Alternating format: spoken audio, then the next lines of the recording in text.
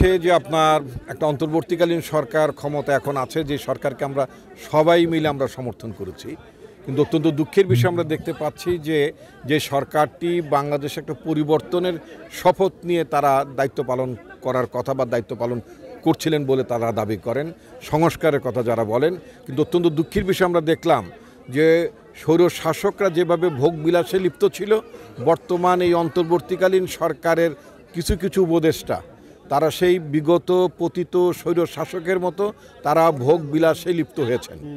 তারা কোটি কোটি টাকা দামের গাড়ি ব্যবহার করছেন, একাধিক গাড়ি ব্যবহার করছেন। এইটা কোনোদিন একটা অন্তর্বর্তীকালীন সরকারের সদস্যদের কাছে এইটা মানে প্রত্যাশিত নয়। তো আমরা যেটা মনে করি যে অন্তর্বর্তীকালীন সরকারের লোকেরা এইভাবে যদি ভোগ বিলাসে যদি লিপ্ত হয়ে পড়েন, তাহলে সরকার সংস্কারটা আসলে এই সরকার সংস্কারের যে এজেন্ডা, সংস্কারের যে লক্ষ্য, সেখান থেকে সরকার পিছিয়ে পড়বে।